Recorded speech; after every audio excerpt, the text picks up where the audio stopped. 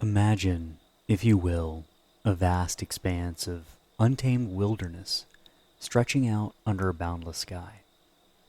It's in this setting, amid the rolling hills of Westmoreland County, Virginia, that George Washington, the man who would come to be known as the father of his country, was born in February of 1732.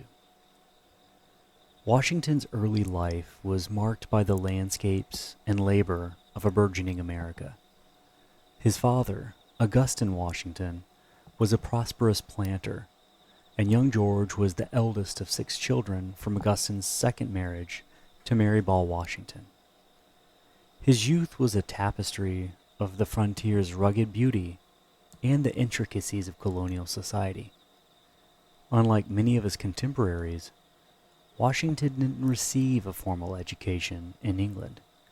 Instead, he was largely self-taught, poring over books on math, surveying, and the classics. His love of the land was evident early on, as he began his career as a surveyor at just 16, mapping the Virginia wilderness. At 21, Washington was thrust into the throes of international conflict. As a young officer in the Virginia militia, he was dispatched to the Ohio Valley to deliver a message to the French, warning them to vacate British-claimed territory. The ensuing skirmishes sparked the French and Indian War, a brutal and bloody conflict that would shape Washington's military acumen and leadership style. The war was a crucible for him, testing his resolve and endurance. Despite early setbacks, including a harrowing defeat at Fort Necessity, Washington emerged with a reputation for bravery and resilience. When the echoes of war had subsided, Washington returned to Virginia, where he married the wealthy widow Martha Custis in 1759.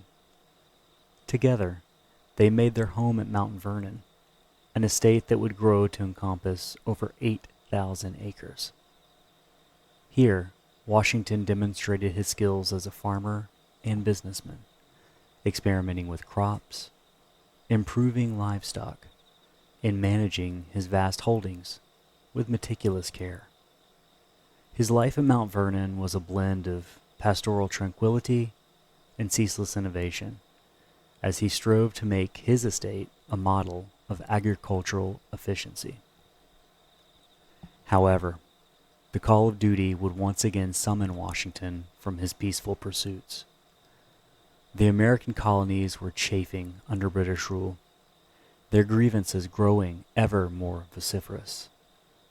As tensions escalated, Washington was appointed commander-in-chief of the Continental Army in 1775. The Revolutionary War was a grueling test of endurance, strategy, and leadership. Washington's army faced numerous challenges: lack of supplies, harsh winters, and the formidable British forces.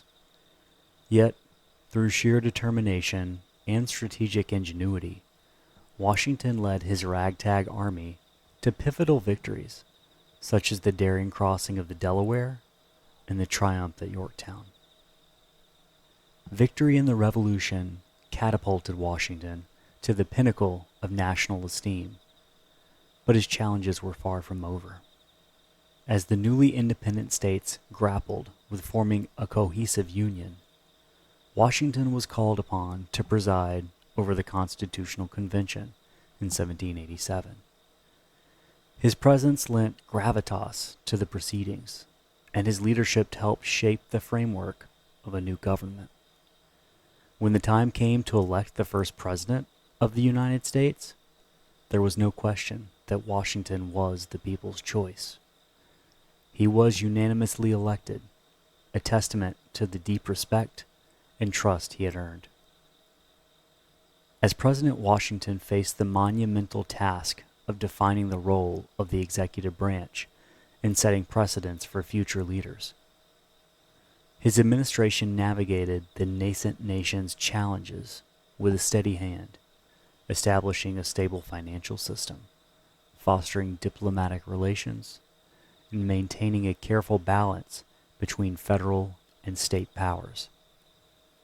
Washington's farewell address, delivered in 1796, is a timeless testament to his wisdom and foresight. In it, he warned against the dangers of political factions and entangling alliances, urging his fellow citizens to cherish unity and independence. After serving 2 terms, Washington retired to Mount Vernon, yearning for the solace of his beloved estate.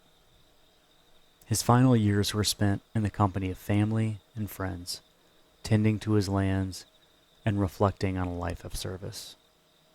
On December 14th, 1799, George Washington passed away at the age of 67.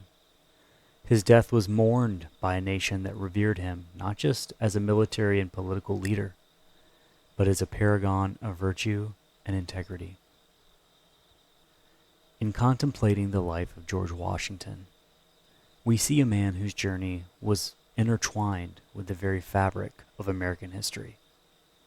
From the lush fields of Mount Vernon to the battlefields of the Revolution, from the halls of government to his final resting spot by the Potomac River, Washington's legacy is a beacon of perseverance, wisdom, and unwavering dedication to his country.